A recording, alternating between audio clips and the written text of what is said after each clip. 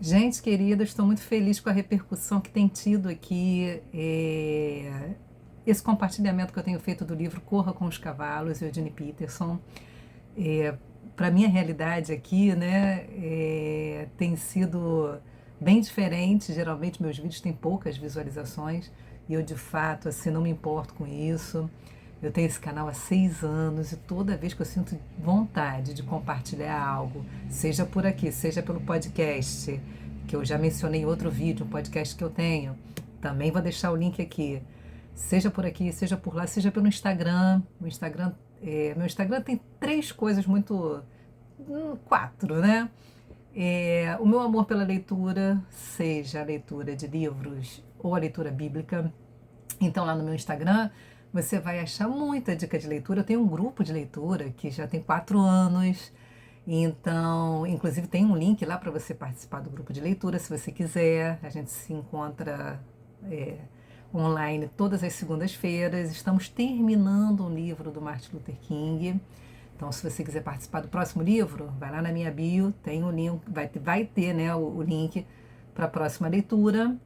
Então, enfim, no meu Instagram você vai ver muita dica de leitura, devocionais. Eu fiz uma leitura por Eclesiastes também, que foi muito legal, é uma coisa mais antiga. Então você vai ter que ter um trabalho ali de rolar o feed para encontrar. Então você vai ver leitura, eu tenho um grupo de leitura da Bíblia, tenho um grupo de leitura de livro, corrida, né? Corrida há 3 anos. Eu corro há muitos anos, mas na verdade há 3 anos eu tenho levado mais a sério, virei meia maratonista, então lá você vai ver muita coisa de corrida também. E a minha família, né? Que são as três coisas aí que, que ganham a minha atenção, né? Família, é, essa disciplina da leitura que para mim tem me transformado. Desde a pandemia eu estabeleci para mim o objetivo de gastar mais tempo lendo do que assistindo TV, séries, ou aqui em redes sociais, ou em qualquer outra coisa. Então, assim, a leitura é uma priorização que tem me transformado, né? E aí eu compartilho essas coisas lá. Então estou muito feliz, repito, da repercussão aqui, de vocês estarem acompanhando, de quem está acompanhando aqui, mesmo que não tenha adquirido o livro, que não tem o menor problema, né? Ainda que meu objetivo seja estimular você a ler, eu passo aqui pelo capítulo, mas no capítulo tem muito mais do que eu digo aqui, né? Mas vamos lá, não gosto de enrolar, hoje falei muito aqui na introdução. Capítulo 8, Minha Ferida Incurável. O Eugene Peterson vai começar esse capítulo falando do nosso interesse pela vida privada dos famosos. Por que a gente tem essa tendência, né, de querer saber sobre a vida privada dos famosos? Bom, a teoria dele é que a gente, ao descobrir ali a vida comum, a gente se aproxime mais dessas pessoas, né? A gente reduz eles a uma normalidade que converse com a gente, né? Então, daí viria o interesse pela vida de pessoas famosas. E ele fala, então, ele faz essa introdução e pergunta: e Jeremias? Quem era Jeremias na sua intimidade? O primeiro subtítulo do capítulo, então, vai ser: Jeremias era um profeta de oração. Ele orava. Eu comecei a fazer esse trabalho, trabalho não, né? Esse movimento aqui que é muito bom para mim, de percorrer essas orações de Jeremias. Aconselho você a fazer as orações de Jeremias no livro dele. São 7 passagens confessionais, o Eugene Peterson fala, que estão na primeira pessoa, e ele abre seu coração. E ele chama atenção para isso. Jeremias não vai ser visto estudando sobre Deus, mas se aproximando de Deus, se dirigindo a Deus na forma mais pessoal que existe, que é através da oração. E ele fala que essa forma de se aproximar gera, então, o nome do segundo subtítulo, a intimidade, que vem da oração. Deus é a pessoa com a qual a gente precisa gastar tempo em intimidade, uma conversa pessoal e profunda, ainda que a gente não consiga estar sozinho, mas aprendermos a nos ligarmos em oração, nos ligarmos a Deus, termos essa intimidade, atendermos essa necessidade que a gente tem da companhia dele, de estarmos diante dele, na presença dele, rasgando o coração, mostrando a ele as nossas fraquezas, debilidades, não que ele não conheça, mas para que a gente desenvolva essa liberdade, essa dinâmica de intimidade, né? Rasgando o coração numa conversa pessoal e profunda. Não é sobre estar sozinho, mas sobre intimidade, desejo de também ouvir Deus falar, né? E isso seria então a relação que Jeremias tinha, a relação que é proposta para nós. Jesus Cristo falou: entra no teu quarto, mas o quarto não é o único lugar. Eu gosto de ressaltar isso, porque a vida é corrida. Se a gente for esperar somente o momento do quarto, talvez a gente não desenvolva essa intimidade, mas é saber se conectar, né? E desejar e fazer, gente, a conexão. E não, ele vai chamar nossa atenção, Eugene Peterson, usar Deus como um garçom, alguém de quem nós nos aproximamos e nos servimos, né? Através de orações muito centradas no que eu desejo, no que eu preciso, no que eu quero que Deus faça. Então, ele vai fazer esse contraponto que Jeremias nos mostra, que a sua força, a sua integridade vem desses encontros.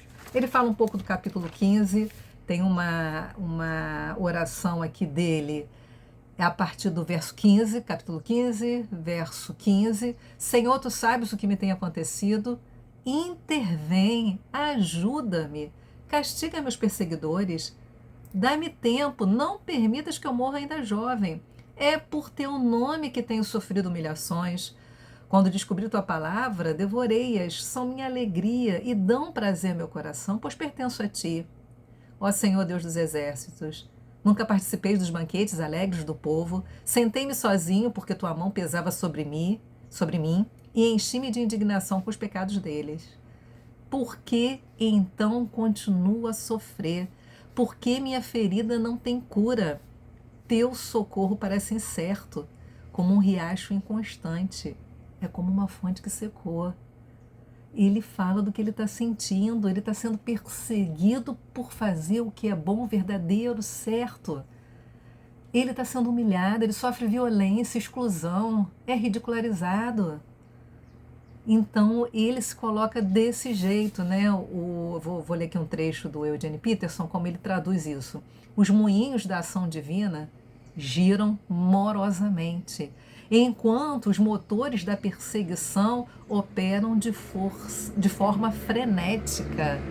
Então é essa situação de que Deus tem um propósito, Deus tem um plano, ele tem as coisas sob controle, mas é essa sensação que a gente sempre tem da questão do tempo. E é isso que o Eugene Peterson então fala. Parece, né?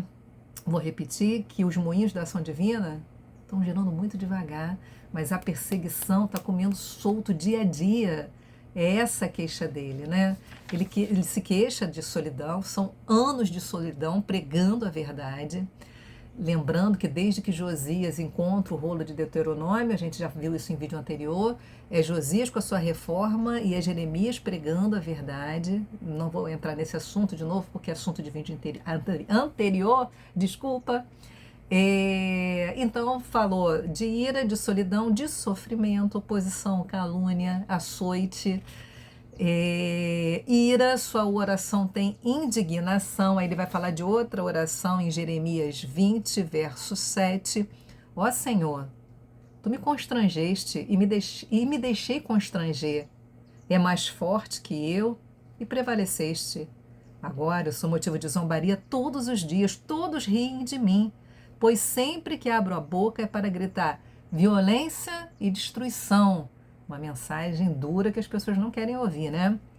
Essas mensagens do Senhor me transformaram em alvo constante de piadas. Nem fala, mas se digo que nunca mais mencionarei o Senhor, nem falarei em seu nome, Suas palavras ardem como fogo em meu coração, é como fogo em meus ossos. Estou cansado de contê-la, é impossível. Aí ele segue com a queixa dele. Então ele diz: Deus, o Senhor é mais poderoso e forte do que eu, o Senhor me constrangeu. Desde que encontrei as suas palavras, né, elas entraram, acharam um lugar em mim, mas o custo disso é alto demais. Está vendo como ele rasga o coração dele? O ponto que o Eugene Peterson quer mostrar para a gente que essa é a fonte de força de Jeremias. E aí, vou voltar lá para a oração do capítulo 15, ele fala para a gente que o mesmo arrependimento que a pregação de Jeremias tem por objetivo de gerar no povo e nos líderes, lembra que a gente já viu também em outro vídeo, ele levando líderes para um lugar a fim de promover arrependimento, né? Da mesma forma, Jeremias também precisa fazer esse caminho. Aí no capítulo 15, 19, Deus responde à oração dele. Se voltar para mim, eu restaurarei, para que possa continuar a me servir. Está se sentindo fraco? Está doendo? Está difícil? Volte-se para mim. Se disser palavras de valor em vez de palavras inúteis, será meu porta-voz.